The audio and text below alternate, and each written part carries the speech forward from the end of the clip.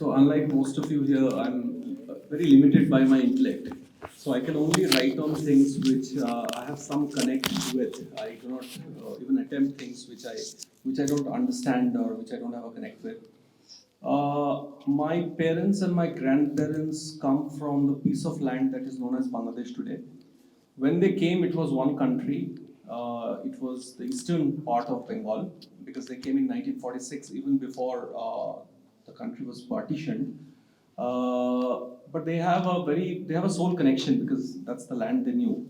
So the eastern part of Bengal became first East Pakistan, and then in 1971 became Bangladesh. I just knew that growing up in Kolkata.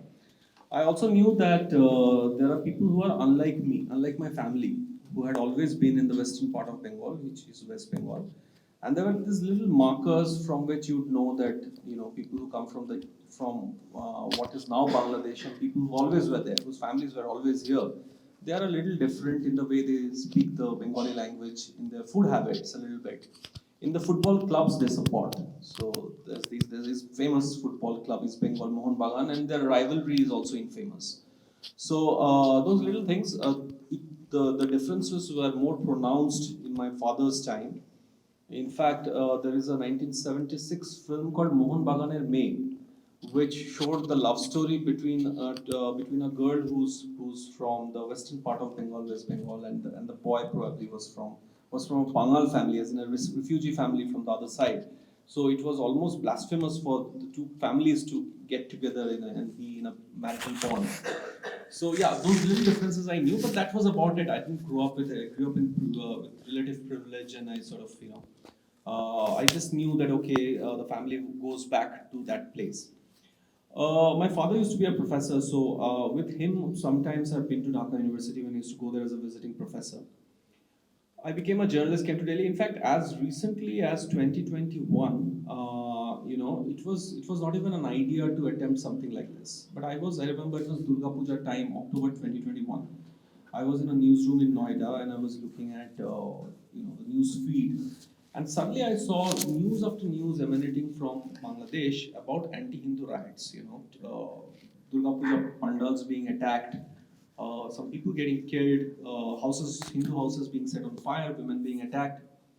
And it was a very weird time because, as you know, that the Durga Puja is a time every Bengali anywhere in the world, any Bengali anywhere in the world would want to rush back to Kolkata. So did I, but I could not because work demanded I stay in Delhi. And I was horrified, interested, fascinated that why is this happening? Because I knew that Sheikh Hasina's government and Modi government are on friendly terms. The two countries are strategic partners. So why would such anti-Hindu riots break out in Bangladesh? You understand Pakistan? Why in Bangladesh? I mean, it's of course it's not that I did not know there was trouble before, but I thought that with Sheikh Hasina in power, maybe things have improved drastically. So I kept looking at the news. It went on for a few days, but I decided that I'd pay a visit to Bangladesh and see for myself what is the condition in the ground. It took me a year to get a leave because I wanted a longer leave. I wanted to at least go for 15 days, and I went with a friend of mine who became the co-author of the book. He specializes in partition history. So together we went to the places which I read in the news exactly a year ago. So we went to the survivors of the anti-Hindu attacks in 2021. We went to their houses. There's a woman I mentioned in the book, Mukta Shaha. Her brother was killed in front of her eyes. She and her son watched from a window as people came with rods and machetes and hacked the brother to death. So that visit in 2022 October, and it was a 15-day visit. So I went from Noakhali to Borishal to parts of Dhaka, spoke to various kinds of people, spoke to politicians. That I thought we had thought that we would do maybe a longish research paper, right? But I think there's so much material we collected in 15 days that we decided two things. First, we're going to come back again and again and again, and it is not just a research paper. So I hope that answers your question. So that's how the idea of the book came along. But we did not immediately decide then that we would write a book. But that's how. So 2021 October, sitting in Noida, looking at the news is how this book germinated. idea of the book. And some of it you address in the book, but I guess for the audience in general, if you could speak about, like, you have documented a series of violence that take place against Hindus in Bangladesh, some of which are at a larger scale and some of which happen at the individual level.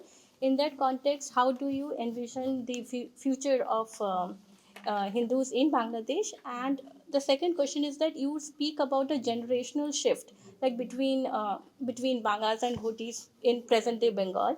Likewise, among Muslims and how they perceive India and Hindus, is there a generational shift? Like between the young Bangladeshi today, does he carry the same baggage which an older Bangladeshi would carry probably? Very expansive questions, but let me still try and answer. I think a Dhaka University professor a couple of years ago, just before, I think 15 years ago, it was the Bangladesh Nationalist Party government then, wrote a opinion piece. Uh, Wrote an academic paper which was quoted in many newspapers and news websites in Bangladesh, where he basically said that 30 years from now, 30 years from then, there will be no Hindus left in Bangladesh. Okay, so Professor Barkat, so I have quoted this. So I got into trouble because Bangladesh High Commission, intellectuals in Bangladesh, they all told me, but why are you saying there will be no Hindus in Bangladesh 30 years from now? I said, no, I'm not saying it. Your own guy said it. So I don't know. I mean, I don't know whether there is a. I hope there is a future for Hindus in Bangladesh. There is still traces of the syncretic culture that I think the world got to see when the 1971 War of Liberation happened, when people rose above their narrow religious identity and tried to forge a more syncretic identity on the basis of culture and language. It would be fallacious to say that that has completely gone. That is there, but there is a very strong countercurrent of very hard religiosity that has come in through the expansion of madrasas. So it's one thing to what the mistake many people in Kolkata do. People like people who are in journalism, people who are in the creative arts, like songwriters and singers and filmmakers and actors and actresses. So they go to Dhaka and there are this few sanitized spaces and they think everything is honky dory, everybody's speaking the same language, singing the same songs. You have to go a little deeper. You have to see the undercurrents in society. You step out of those little islands in Dhaka and you realize that it's pretty tough. Having said that, I've been spending Durga Puja in Bangladesh since 2022. So even last year Durga Puja I was in Dhaka, and not in Dhaka. I was in a place called Magura, which is in the back of beyond in Bangladesh, where nobody goes. Nobody from at least our side of the border goes. So there I saw Durga Puja is happening, and there are Muslims who are sitting outside Durga Puja pandal watching Durga Puja as if it's a very natural thing. They're even having prasad. They're not taking it as prasad, maybe they're taking it as food. But women in burqas, they're looking on as Durga Puja celebrations are going on. The puja is happening. So there is no disconnect there. But then again, in the very next village, in the dead of the night, some people may come in and break a Durga Puja idol. Now, who's to say which is growing more? But I can tell you that whatever I have, the ground network I have developed over a period of time as a journalist, there is a very real and present danger in terms of Hindu way of being in Bangladesh. Somebody, a Hindu leader, no less, said that, and he's in Dhaka, comes from their part of the Sundarbans. He told me that, look, I'm really tired saying Walaikum Assalam, but because they also know I'm a Hindu, but it's become so normalized that you have to say that. You can't say Jol, which is Bengali for water, you have to say Pani. So he said, I don't want to say these things, but I have to because it's now in the Hindu culture also to say Walaikum Assalam or to say Pani for water, for Jol. So I don't know how to answer it, but I think there is definitely a need for the current political dispensation in Bangladesh and whoever's going to come in after Hasina to keep a very hard look at society.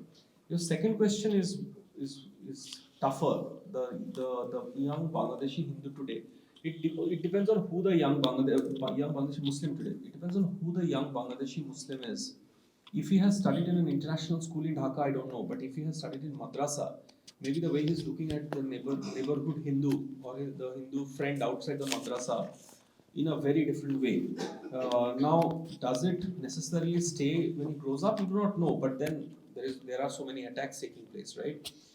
I will say two things. I'll say one is I think there is a it's not just religiosity that has turned a large section of young Bangladesh against India. It is also the fact that they feel that India is a big brother. India acts as a big brother to Bangladesh. I don't know how many of you know, but Sheikh Hasina is unbelievably unpopular in Bangladesh. Okay, if there was free and fair elections, she would not have won. I covered the election, so I know. It's so there's a sense that she's in power because India wants her to stay in power. She's also in power because the Bangladesh Nationalist Party, the other big political party that has been in power for a long time. The Khalida Zia is under house arrest. Her son is in London. Tariq Zia, Tariq Rahman. He's in London. He can't come back. There are cases against him. He'll be arrested for life and sent to jail for life if he comes back. So for now, there's no real political opposition in Bangladesh. And that sense that okay, India controls everything in Bangladesh, that has turned the young Bangladeshi against India.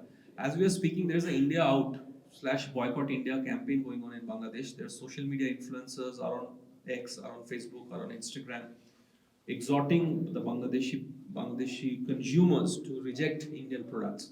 They're naming companies, and they're saying don't buy these companies, buy from these similar products from other companies instead. So there is quite a bit of anti-Indian feeling in Bangladesh, but it's not necessarily religiosity. It is also, like I said, a sense of a big brotherly attitude that India has towards. They feel that India has towards Bangladesh. So I want to go back and ask you, why do you think there has been very little discussion or documentation about the partition of Bengal vis-a-vis the partition of Punjab, let's say? Because the partition of Punjab, we have seen a lot of movies about it, a lot of documentaries about it. It's also in our pop culture when we see Punjabi, Pakistani movies or singers or their actors. But there has been a very little discussion or documentation or debate or narrative around the Bengal partition. What do you think is the reason behind it? And how this book reduces this gap? Last point first, I don't know whether this book will reduce that gap because people in Kolkata don't talk about. Even if they're buying the book, they're not talking about it. It's people outside Bengal that are talking about. Whoever's talking about the book is mostly outside Bengal. I think there's a pet grouse of among Bengalis that Delhi ignores us. It has been the predominant narrative since forever. The partition on the eastern side is talked about much less than the partition on the western side in popular cinema, in culture, in through articles. I don't know why that happened. Of course, the cinema. It's not true to say that cinema did not address it. Ritik Ghatak, for instance, his cinema was heavily influenced by partition. He could not, in fact, perhaps get partition out of his head. But in popular cinema, it has not come up that much. Very limited look at the partition from the east, and that's sad because unlike the partition in the west, which kind of stopped soon enough, maybe in a year's time, everything was more or less. There was this attempt to get back into what was there was a sense of finality. The partition in the east continued, so I mean it continues till date. The partition of hearts and minds, like I said, the Hindus in Bangladesh, one of the slurs for Hindus in Bangladesh is you're Indian or you're raw agents. You're full-on Bangladeshi citizens, and you don't want to come to India, but somebody wants to attack you in a college hostel. They'll say that you are a Indian agent, you're a raw agent. Why don't you go back to your country? So, but I don't know why. I think it's communism. It has a lot to do with it. Somehow, communism. They controlled so much of society. They controlled so much of popular culture that beyond a point, they did not allow the fissures to come out in the open. There is this. There's this sense that that okay, there's a space where you do not talk about these things.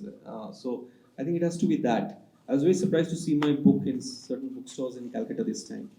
So maybe it's doing reasonably well. That's which is why they're keeping the book. But I know that for instance, Blood Island. I mean, Blood Island came out in 2019.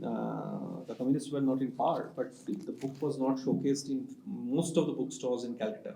They still control the narrative in Bengal, and one could argue much of Delhi and the rest of India. So I think in Bengal specifically, people don't talk about it because people would always want to talk about what's right in Bangladesh, what's right. The fact there is a partition museum, there's an online partition museum. You're aware of it.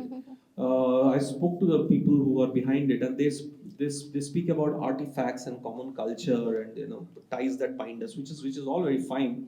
But when you talk about the violence, they somehow take a step back and they say, "Oh, but even the Muslims suffered at the hands of Hindus." When you talk to them that, but now Muslims are not suffering in Bangladesh, it's a Muslim majority country, they will sort of have a very studied silence. So I think it's a lot to do with the, the communist mindset that partition of the eastern side is not talked about. Like you were mentioning about the Kolkata, my other question was about the same. How do you see, what was the reception of elites in Kolkata about your book? And the short role narrative building people who have been building the narrative since decades. What was their reception like? What was their opinion about your book? Because some argue that they are more concerned about Israel and Palestine than the Hindus in their backyard. So how do you see it? They say most of them say it's a BJP book. I wish it was. I could have gotten some funds. I spent so much of my own money traveling. They say it's a BJP book and this and that. So I don't. Firstly, when my first book came out, I took the trouble of arguing sometimes when they would post stuff on my Facebook page or Twitter. But now I don't even try. There's no point because there is there are very popular actors who say things like for instance when the 2021 anti-violence anti-Hindu violence was taking place in Bengal. I won't take his name, but very popular actor in Kolkata says, yeah, but it's the same thing that happens in India. I mean, Muslims in India face the same kind of hate and societal discrimination. And this is like real-time riots happening, pictures coming, stories coming. And he posted this, that fundamentalism anywhere is wrong and it happens in India, it's happening in Bangladesh, it should not happen. So that's the mindset. So how do you battle that mindset? The books come out. Like I said, I was happy to see at least the Oxfords and there's a Bahari Sons now in Park Street in Kolkata. The major bookstores keep the book. They even keep it in display, which perhaps has to do with the sales figure more than their change of heart. But I think at least people are buying the book. Whether elites in Kolkata are talking about the book, no. I mean, not the elite, not most of the elite. There are elites from the right side also, and they talk about the book, but not the elites from the left side. Yeah, so my other question is about, so India played a big role in the independence of Bangladesh, yeah. Bangladesh. So what explains this transition from seeing in this perception of India? Why did this perception of India come about as a big brother or as someone threatening the Bangladeshi sovereignty, so to speak? I mean, what is it that India has done, or is it something internal to Bangladesh? It's a very good question. In fact, I've written about this several times. You see, if you were in your early 20s in 71, how old will you be today? You will be around 70, 71. So there's a 71 generation, right, in Bangladesh.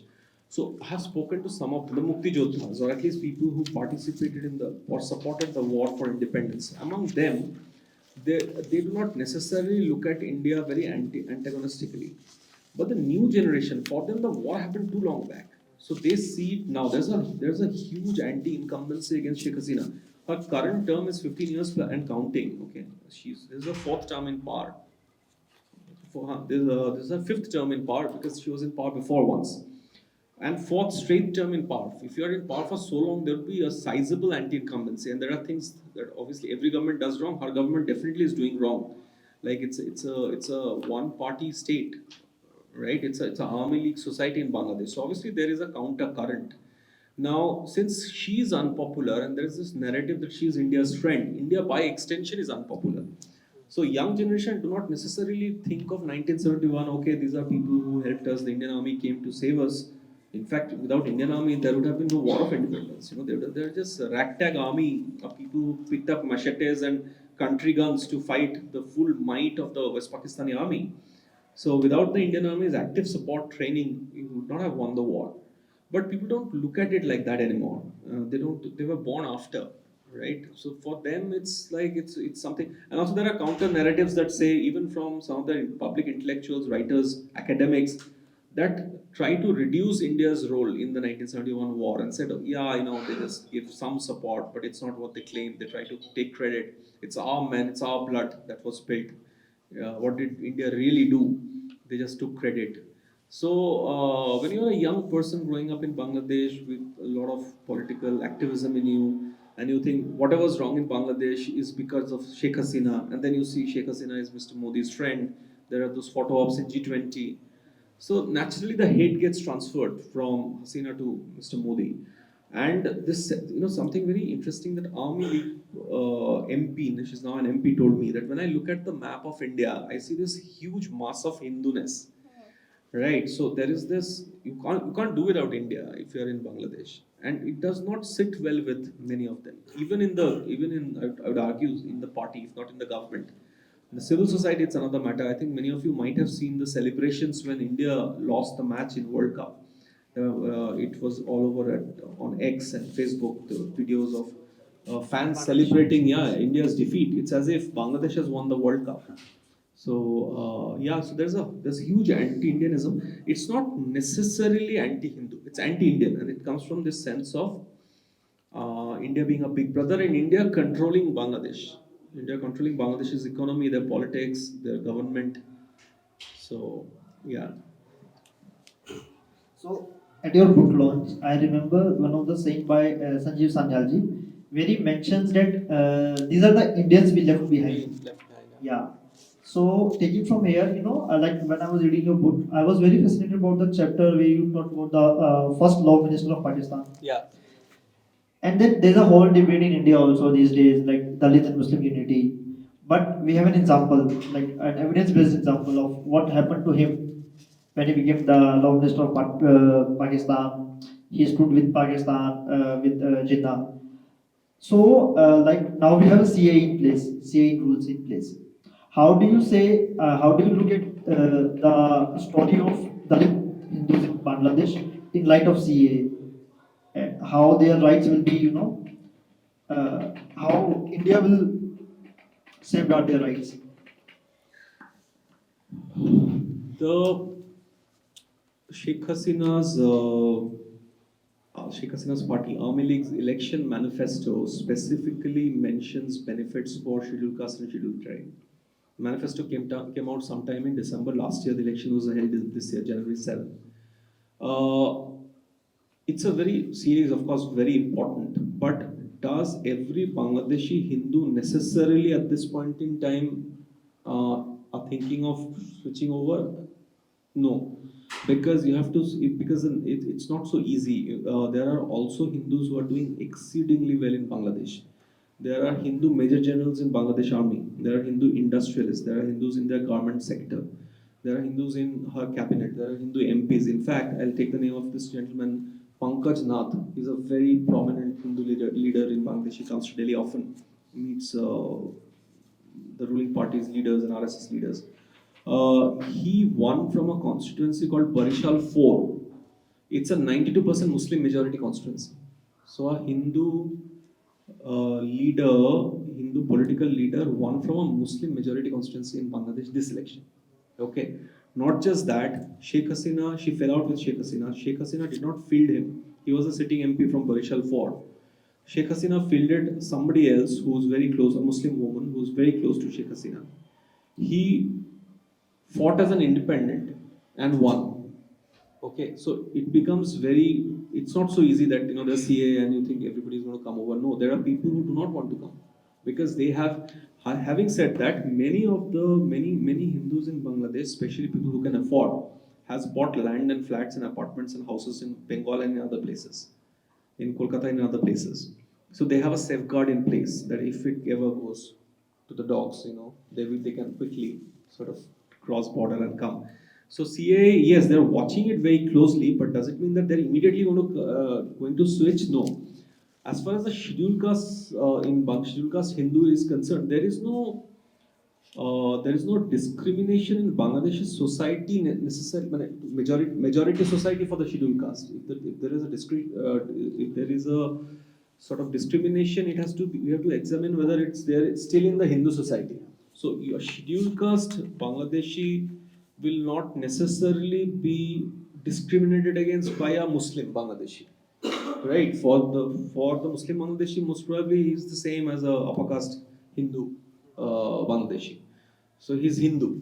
So, but if there is a discrimination, if those factors have to be looked at within the Hindu society in Bangladesh in the current context. And like I said, in the election manifesto, there's a separate section altogether on the benefits this current term of Hasina will attempt to give to the scheduled castes and the tribes in Bangladesh, the hill people, the Chittagong side. So they at least that's their stated aim. So are they necessarily will they necessarily come over? You have to wait and watch, but it's very complex because, like I said, there are Hindus also who are doing very well. They also feel a sense of alienation, but then they have too much at stake. You don't give up. Say, if suppose you are a businessman who has like a couple of hundred crores of business in Bangladesh. You're not going to look at CA and think of switching over. You will weigh your options. So that makes it complex. There are people who are it's not just economics. There are people who are very rooted to the land, the religiosity and the culture. Like there are many temples, some going back to hundreds and hundreds of years. Now people do not want to leave those places and come. They said, but how can I go to India just because it's in Hindu majority? This is where I was born. This is where my forefathers were born and they died, and this is where I live and die. There are people I have spoken to and have said that, look, this is what happens sometimes. Do you want to leave? I said, no, I don't want to leave. I want to stay here. I want to die here. There are people who stay near temples, the remote corners of Bangladesh. 400-year-old Kali temple in Magura, the place I mentioned. In Magura, for instance, I go there often. I've spoken to people. They don't want to leave.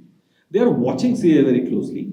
They think it's very interesting. They think it will give them a kind of bargaining chip in Bangladesh. But do they necessarily want to, right at this point, shift? No. They won't want to. I think the political dispensation would also not want that in Bangladesh currently. But suppose who knows 5 years down the line what happens? She's 76, 77. Suppose Jamaat-backed government comes to power and nationwide riots take place. So then you'll have to wait and watch. So it's not necessarily for the present, but it's definitely very interesting. I mean, and there's a fair bit of interest among Bangladeshi Hindus for CA, but not to immediately perhaps switch over. I think that presents a very interesting contrast to the partition in Pakistan, where Dalit Hindus were not specifically allowed to leave because who would do the sanitation work in Pakistan? So that's a very interesting contrast. So, last question from our end would be like, what would be the call for action to people like us, academicians or educated professionals sitting in Delhi? What can we do to help the situation? It's not just the partition of the East that did not get reflected in popular culture. It's also Bangladesh today that is not talked about in the manner it should be talked about. I think we need to look at Bangladesh more closely. We speak about Pakistan much more. There's nothing to speak about Pakistan now that it's crumbling. We need to look at Bangladesh. I think one of the reasons is that you think that everything is more or less honky dory because Hasina and Modi share this bonhomie. But below that, below what the Awami League says and does, I think there is a churn in civil society which necessarily is not great for the Hindu in Bangladesh. It is also, I would argue, it's not great for India's geostrategic interests in the future. I think we need to keep looking at. I think more should be done in regards to keeping a very close watch on the churns in Bangladeshi society. So we should not just look at what the two governments are saying. We should not look at the MOUs signed and the infrastructure development that Modi government is helping Bangladesh with. We should be looking at the churns within Bangladesh society. They're very important. I think Jamaat is getting smarter and stronger. It's already pretty strong. Even if they have the Jamaat Islami Bangladesh has not been allowed to by the Supreme Court of Bangladesh to participate in the poll, but in society they have a stronghold. So I think as journalists, as academics, as people who are keeping a close watch on the neighborhood, we need to keep a very strong watch on Bangladesh because I think it's going to get very hot in the coming years. We will now open the floor for questions. Lots of questions. Yes. Yes. What percentage of Bangladeshis are Hindu or Indians? It's roughly 7.9%. That's almost 2 crore people. Of Hindu Yes, yes, of Hindus in Bangladesh. So there's a lot of people in Bangladesh. Yeah. Yeah. So I have a question regarding the attitude of West Bengal or the Indian Bengal, if you call, and the perception of that they have in the minds of the Bangladeshi Hindus. Case in point, if you remember in 2017, there was a whole issue in Chittagong, Arakan, there was a whole issue of slaughter of many of Hindus there. You know that. So I was trying to organize an event for them in Bangalore. And I did approach the local Bengali association, and they didn't want to have anything to do with it. Okay. It's like a default behavior, if I may Yeah, say so. yeah. It's like, so the only people who actually came to help were the Kashmiri Hindus of Bangladesh. So when I reported this, I have some contacts in Dhaka with a few Bangladeshi Hindus. Their response was full of, like this is the way these guys are. I mean, full of antipathy towards the way they've been ignored or neglected or looked down upon by Indian Hindus, Bengalis. So is there a default behavior, sociological kind of racism? Because the idea is that Bengal is all contrary. You keep on arguing about everything, and you don't want to do anything constructive except argue. Yeah. So in that sense, there is a perception not only among Bengali, but I think we also have perception like that. And when I heard this from the Bangladeshi Hindus, I was quite surprised. It looked like they were talking about two different kinds of worldviews. Am I mistaken? No, you're absolutely right. In fact, they feel, see, again, like I said, that which Bangladeshi Hindu? So the Bangladeshi Hindu that faces the direct brunt of, say, of anti-Hindu attacks, they definitely feel that the Kolkata Bengali Hindu is a weird beast. Because the Kolkata Bengali Hindu, people who are in the talk circuit, people who do films, like there is the Bangladeshi OTT. In fact, I was doing an interview while coming, and it was a long drive from Noida to here. So I was doing an interview with the CEO of Chorki, which is a OTT platform in Bangladesh. It's very popular. It's a Muslim gentleman, Redwan Rani. Okay, and his head of content is a Bangladeshi Hindu. He's a Kolkata Hindu who has shifted to Dhaka to do work for Chorki. Like you have Netflix and in Bengal, West Bengal you have Hoichoi. So you have Chorki there, which is crazily popular. So Kolkata Hindu has shifted to Dhaka to work there. So obviously he's making good money, right? Now our actors and actresses, our singers, songwriters, they regularly go, and they are welcomed, and they feast on many kinds of meat and fish that they have to offer. And when they are confronted with the truth of the anti-Hindu attacks that take place pretty often in Bangladesh, or the marginalization of the Hindu consciousness in Bangladesh, they look at you as a BJP agent, somebody that who has to be ignored because he's spreading communalism. So I don't know where that comes from. It is the same thing that happens with how they look at, many of them look at BJP within India. So or forget BJP, it's a political construct. Even say if you want to talk about Bankim Chandra Chattopadhyay, for instance, if you want to talk about anything to do with Hindus, they'll have a problem. So they are okay with the syncretic idea of Bangladesh, which exists, even if in bits and pieces which exists. But the larger truth of the sidelining of the Hindu in Bangladesh, they don't want to address, which is weird, and they will somehow draw this false parallel with what's happening with minorities in India. So you're bang on. I mean, it's very difficult to break into and have a serious discussion. Even to have a counter view, they would just not want to engage with you. So it's a problem, because it's I'm all for open debates. Like, you come to me with facts and figures, you come to me with a counter argument. I'll hear you out, but you don't want to engage with me only. You want to say that this is not a topic worth discussion. Then there's a problem. So the Kolkata Bhadralok is weirdly completely unsympathetic towards his fellow Hindu beyond border. Ultimately, it's a totally suicidal approach. It is completely. Thank you. Any other? What's the wealth distribution in terms of how much of land or wealth the 7% Hindus will control in Bangladesh? So very difficult to say they're sharecroppers and all that, but In Dhaka, but there is a fair amount of Hindus who are doing very well. I mean, for instance, even if you are, I think Hindus do very well in their civil service. So some of their contacts I can't name them. Some of their contacts and things I get to know are from people I cannot name because they work for the government. So they crack the Bangladesh civil service. So many of them come from really sort of impoverished backgrounds. But Bangladesh civil service is where because they say we are smarter, we are more academic minded. So wealth distribution. There are Hindus in the government sector also. And Bangladesh is large parts of Bangladesh is poor, so Hindus are poor, Muslims are also See, poor. I'm struggling with this because I have many Bangladeshis friends when I was in the US, and I will hear from the newspaper that Hindus are getting persecuted, but they will just counter that. They say, Yes, "That's because not true." it's a very complex debate because it's not as if see what happens sometimes is like for instance Army League. Who do you go to? You can't go to Bangladesh Nationalist Party if you're a Hindu, or you can't, for instance, go to the God Forsaken Jamaat, right? Because they want Sharia in Bangladesh. So you naturally come to Army League. Now, say local Army League leader tomorrow takes away a chunk of your land. Who do you go to? So those things happen regularly. You have nowhere to turn to. He says बहुत ज़्यादा, you have a lot of land taking half of it. Who do you go to? Who do you complain to?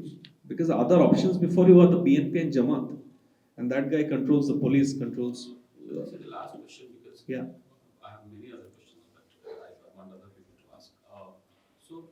When we think about the racism in the US, many white nationalists they say that the violence of black against black is higher than violence of whites against black. Blacks, So you cannot just say that whites are being racist.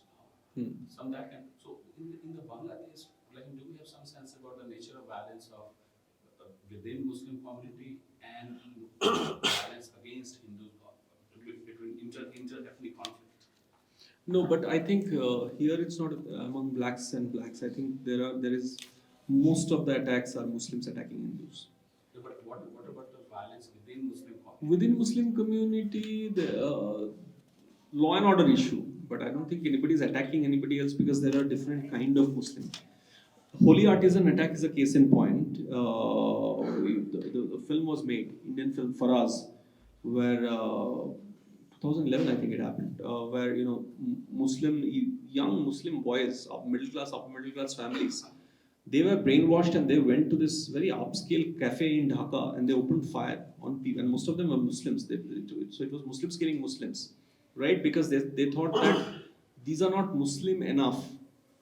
So I was watching a Facebook reel yesterday where this lady, and she's a Muslim lady, she had got onto a public bus, and the bus driver walked up to her and said, "You have to get down. You don't have your head covered, and this is Ramzan, so you can't sit in my bus like this." So she starts shouting.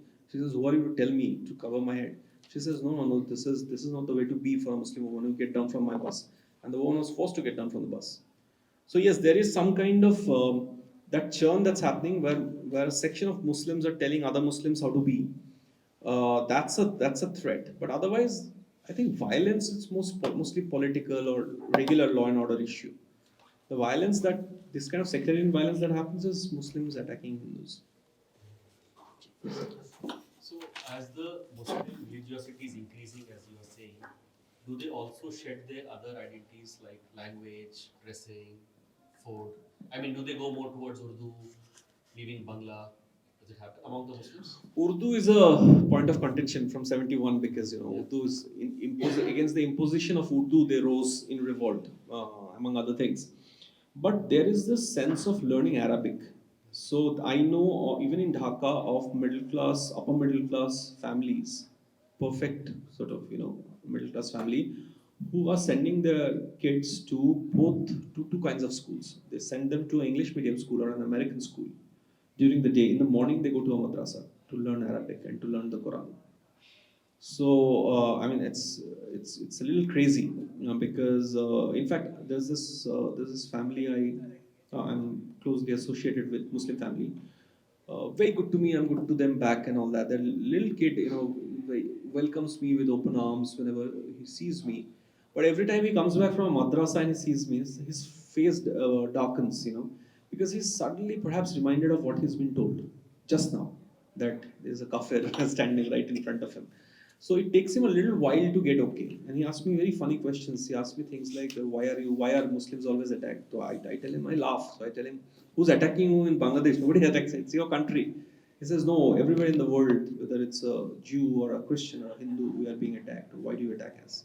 Why do you not become a Muslim? And so I laugh. So, but if it's a child's mind can be sort of hacked with such things, imagine what happens when he grows up. I mean, I'm sure there'll be other influences societally from workplace, but a percentage of them will grow up with a deep hatred for the other, in this case the Hindu.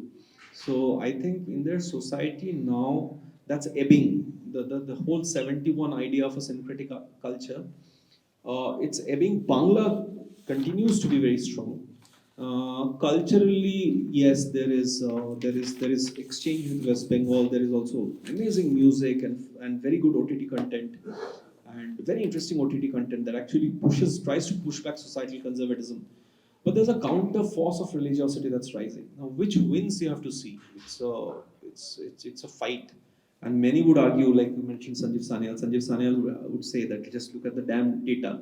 It's a losing war. So don't keep talking about these five things that are going right and five instances of secularism or syncretism. That's okay. But yeah, one can only hope. Aditya ji. How much of everything that you kind of just shared, the question that you answered, really goes back to question of these questions. Back in 2016, 17, we had how much of Rohingya element do you find in Bangladesh impacting the very same issues that you have? How much of India element? Rohingya. Rohingya element. They don't want Rohingyas in Bangladesh. The Muslims in Bangladesh hate Rohingyas. Trust me on this. I mean, Sheikh Hasina was large-hearted and gave Rohingya space.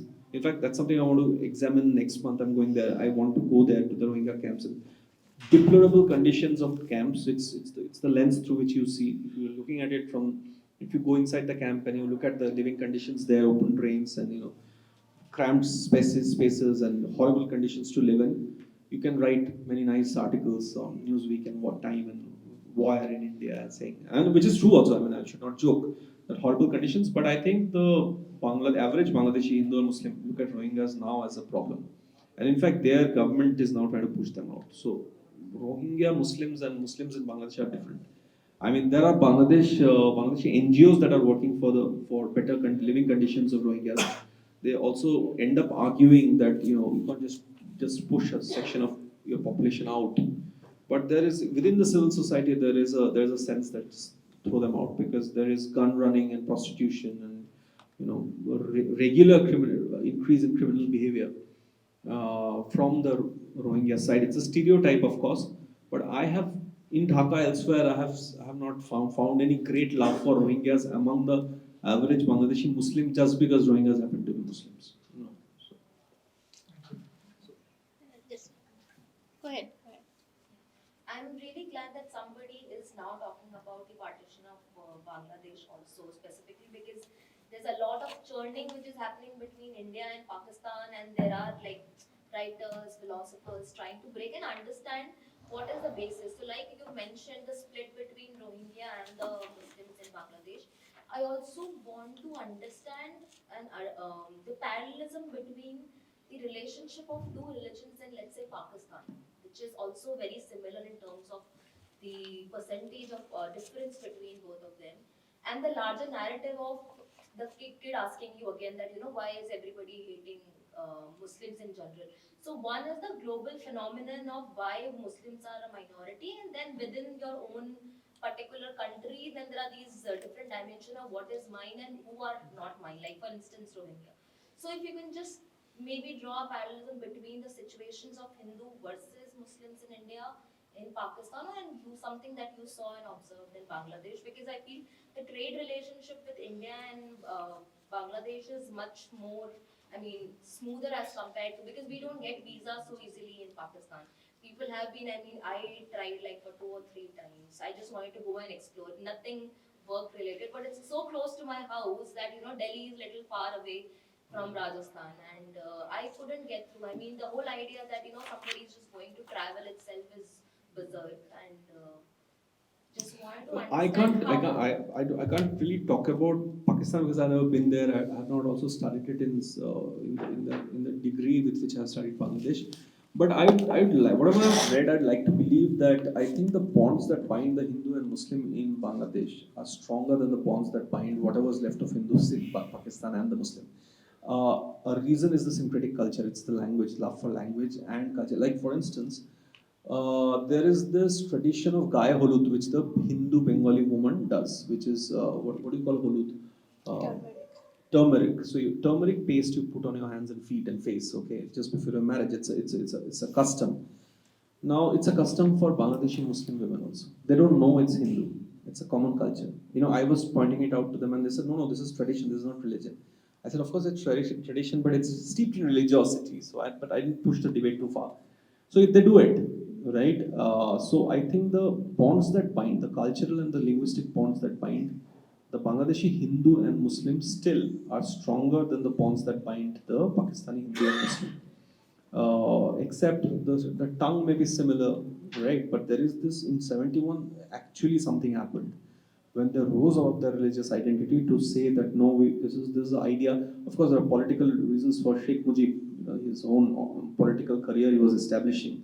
He didn't want to remain under West Pakistan, but that apart, the fact that he could spread his message across the rank and file in Bangladesh was because a large section of Bangladeshi society believed in that idea, right? And fragments of that idea remain, okay, because the language, the culture, the eating habit, if you discount the cow, is very similar, right?